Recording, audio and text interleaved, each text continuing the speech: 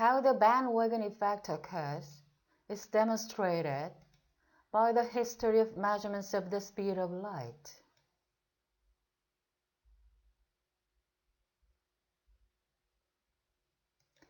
Because this speed is the basis of the theory of relativity, it's one of the most frequently and carefully measured quantities in science.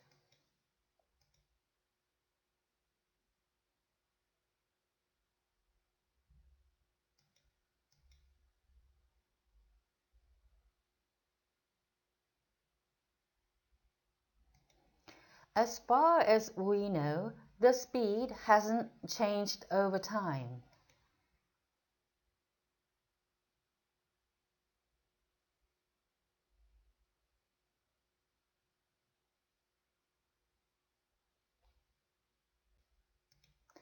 However, from 1870 to 1900, all the experiments found speeds that were too high.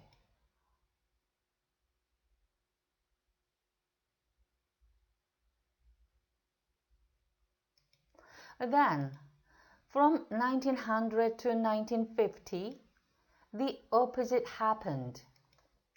All the experiments found speeds that were too low.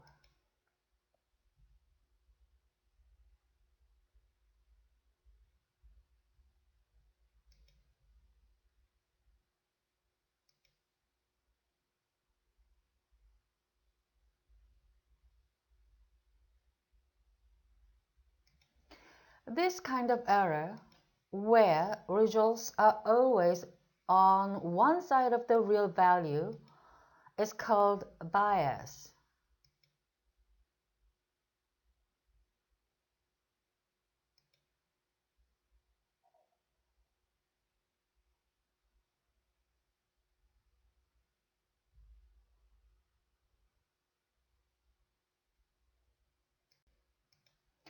It probably happened because over time, experimenters subconsciously adjusted their results to match what they expected to find.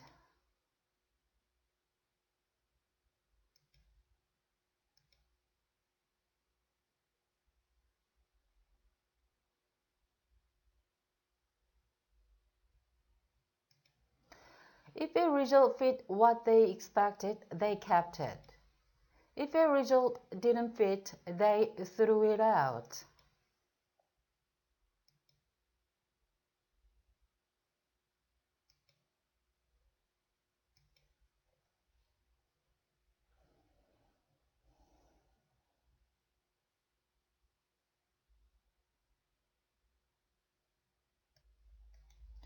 They weren't being intentionally dishonest, just influenced by the conventional wisdom.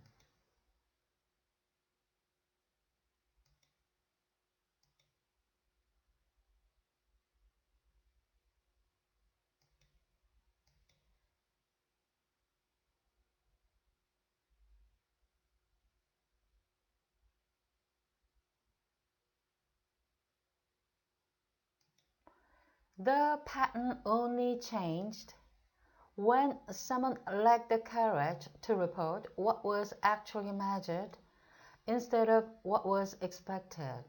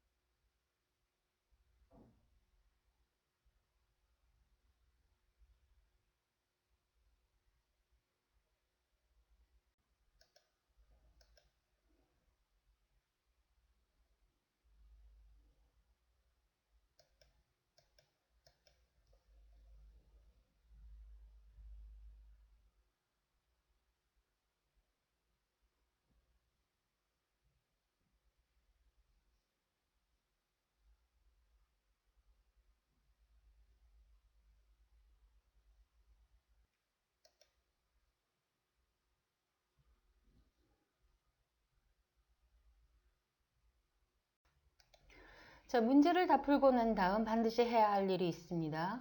이 과정을 거쳐야 여러분들이 독해 능력과 그리고 수능 문제를 푸는 실력을 향상시킬 수가 있어요. 사실 여러분들이 문제를 풀 때 시간이 그렇게 많이 걸리지 않죠. 뭐 1분여 정도의 시간이 걸리는데 그 정도 시간을 들여서 그냥 빨리 문제를 풀고 나면 어떻게 되죠? 풀고 넘어가고 그러면 머릿속에 남는 게 아무것도 없어요. 그 지문 속에 사용된 어휘도 머릿속에 남아있지 않고 어떤 문법이 사용되어 있는지도 머릿속에 남아있지 않아요. 어휘라든지 문법 실력이 없으면 독해 능력이 떨어지죠. 오케이? 독해 실력을 늘릴 수가 없어요. 오케이? 그래서 그리고 또한 뭐 한 1분 30초 정도 그냥 문제를 보고 그래 뭐 이런 식으로 해서 답이 나왔네 알았어 뭐 이런 식으로 넘어가도 어떻게 되죠? 그 문제 푸는 과정이 머릿속에 하나도 남아있지 않아요. 오케이? 그래서 그 다음에 문제 풀 때 그 과정을 그대로 또 자기가 적용시킬 수 있느냐? 그것은 불확실해요. 그러면 문제 푸는 실력이 늘었다고 볼 수가 없는 거예요. 이렇게. 그래서 독해 실력과 문제 푸는 실력을 늘리기 위해서는 문제 푸는 것보다 문제를 풀고 난 다음에 그 과정이 훨씬 더 중요하다. 이를테면 복습을 해야 된다는 얘기예요. 그러면 그 복습을 어떤 식으로 해야 할까? 먼저 꼼꼼하게 해석을 하세요. 그러다 보면 자신이 모르는 어휘를 정리할 수 있어요. 이때 자신이 모르는 어휘를 정리하세요. 그러면 맥락이 주어져 있기 때문에 그 어휘의 의미를 훨씬 더 쉽게 이해할 수 있어요. 그리고 그 어휘의 의미를 쉽게 이해하게 되면 암기도 더 쉽게 할 수 있어요. Alright? 그래서 어휘 암기, 새로운 어휘를 늘리는데 이 과정이 굉장히 중요하고 어휘 양은 독해 능력과 직결이 되죠. 그건 뭐 말할 필요도 없는 것이잖아요. 그런데 그냥 읽고 그냥 넘어간다, 문제 풀고 넘어간다 그러면 절대로 어휘 양을 늘릴 수가 없어요. 그리고 문법을 체크하세요. 문법에는 의미가 들어있죠, 여러분? 가령 관계사절이 나와 있다고 봅시다. 그러면 그 관계사절은 반드시 앞에 나와 있는 선행사와 관계 지어서 의미를 파악해야 되죠. 만약에 그 관계사절이라는 걸 모르면 그 선행사하고 어떻게 관계 지어서 의미를 파악할 거예요. 이렇게 엉뚱하게 의미를 파악할 수도 있는 거예요. 그렇기 때문에 문법에도 의미가 있기 때문에 그래서 독해를 할 때에는 문법을 체크해야 합니다. 그런데 이렇게 또 문법을 체크하는 의미는 가장 중요한 의미에는 또 뭐가 있느냐면 여러분들이 잘 아는 문법이라 하더라도 뭐나 관계대명사 잘 알아. 나는 뭐 as 비교급 잘 알아. 알더라도 체크하고 확인하다 보면 얘가 관계대명사구나. 얘는 원급 비교구나. 뭐 이런 거 생각하지 않아도 그 문법에 따른 의미를 바로 받아들일 수가 있어요. 그걸 뭐 영어에서는 그 영어 교육 분야에서는 internalize 한다 하는데 즉 문법이 한 대 툭 치면 그냥 툭 나오듯이 몸에 체화가 된다는 얘기예요. 오케이? 그래서 문법에도 의미가 있기 때문에 정확한 독해를 하기 위해서는 문법에 계속해서 익숙해지기 위하여 그 확인을 하는 것이 중요합니다. 그래서 어휘 정리를 하고 그 문법을 체크해야 독해 실력이 늘어요. 넘버 4. 지문이 주는 새로운 지식과 상식도 꼼꼼히 익힌다. 우리가 그 글의 주제, 그 수능 영어 24번이었나요? 그 영상에서 수능 영어 어떻게 읽을 것인가를 다루면서 수능 영어 문제를 풀 때에는 수능 지문을 풀 때에는 새로운 지식과 상식을 익힌다는 생각을 버리자 그랬죠. 왜냐하면 모든 분야의 지식이라든지 모든 분야의 상식을 우리가 다 갖고 있을 수도 없고 다 이해할 수도 없어요. 해석을 하더라도 그 의미를 자기가 잘 모르는 분야라면 그 의미를 모르는 건 굉장히 당연해요. alright? 그리고 당연한데 그걸 모르고 난 이 문장이 이 물리학에서 갖는 그런 의미를 내가 꼭 알아야 되겠어. 그러면서 막 새로운 지식을 막 익힌다는 생각으로 그 문장이 갖고 있는 의미에 몰두하다 보면 어떻게 되죠? 시간이 다 지나가 버려요. 비교적 짧은 시간 내에 많은 양의 지문을 정확하게 읽어야 하는 수능 영어를 제대로 풀 수가 없어요.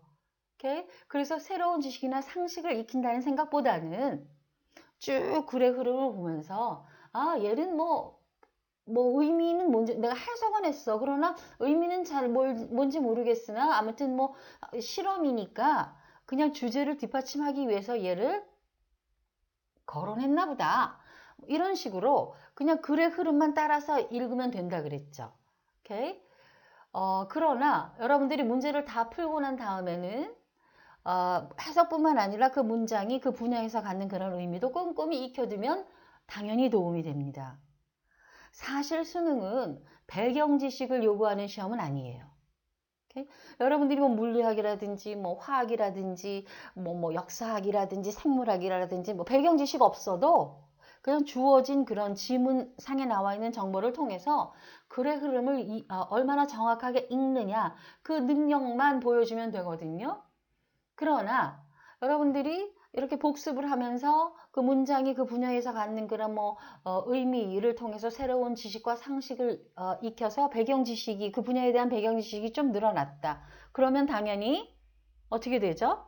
또 문제를 풀 때에도 도움이 되겠죠. alright?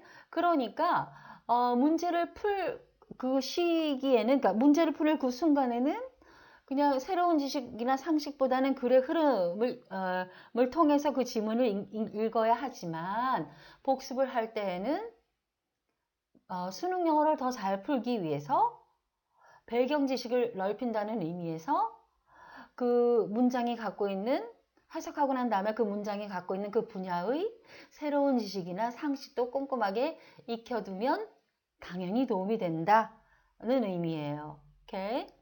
자, 우리가 이제 그 꼼꼼하게 해석을 하면서 모르는 어휘도 정리를 했고 이제 문법도 체크를 했어요. 이러한 그 어휘나 문법을 적용해서 다시 한번 또 꼼꼼하게 해석을 하는 거예요. 오케이? 그렇게 되면 이 기회는 이렇게 다시 한번 꼼꼼하게 해석을 하게 되면 새로운 어휘를 암기하는 기회도 되겠죠. 그 당연히 문법에는 훨씬 더 익숙해지는 기회가 될 것이고. 오케이? 그래서 정리한 어휘나 문법을 적용하여 다시 한번 꼼꼼하게 해석하는 거 중요합니다. 자, 마지막으로는 어떻게 되냐면 그 어휘 정리라든지 문법을 다 정리했어요. 그리고 새로운 지식이나 상식도 다 익혔어요. 오케이? 그럴 경우에 그러고 나서는 맨 마지막으로 하는 거는 크게 소리 내어서 읽는 거예요. 읽을 때 글의 구성, 즉 글의 흐름을 생각하면서 그 흐름이 국어책 읽듯이 이해가 되고 있는지, 오케이? 그 이해가 되고 있는 자신을 발견하도록 하세요. 글의 구성이라 함은 수능 영어는 학문적 글쓰기 패턴을 따르기 때문에 일정한 패턴이 있다 그랬죠. 뭐 주제문이 있고 그것을 뒷받침해주는 세부 정보가 있고 뭐 주제문이 없더라도 하더라도 세부 정보를 통해서 일정한 주제를 나타내주는 어떤 그런 패턴이 있다 그랬어요. 그런 패턴을 우리가 항상 그 영상 더보기란에 그 올려놓죠. 여러분들 도움되도록 올려놓고 있는데 그 구성을 보면서 어떻게 돼? 이제는 뭐 어휘도 잘 알고 문법도 잘 아니까 그 글의 구성이나 흐름을 생각하면서 내가 국어책 읽듯이 영어를 읽고 있네. 오케이? 그런 걸 느끼면서 크게 소리 내어서 읽으세요. 소리 내어서 읽지 않으면 안 돼요. 오케이? 그래서 크게 소리 내어서 읽어야 자기가 그 문장을 뭐 의미 단위로 이렇게 끊어 읽는 것도 연습이 될 것이요.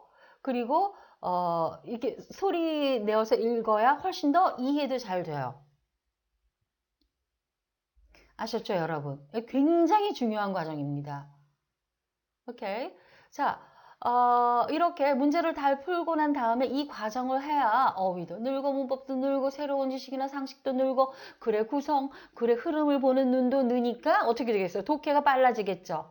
그리고 어떻게 되겠어요? 글의 흐름을 비교적 짧은 시간 내에 빠르게 파악해서 정확하게 읽어야 하는 독해, 수능 독해를 푸는 그런 실력도 늘게 되는 거예요. 오케이? 그래서 이 복습 과정을 거쳐야 실력이 향상된다는 것, 독해 실력과 문제 푸는 실력이 향상된다는 거 절대로 잊지 맙시다, 여러분.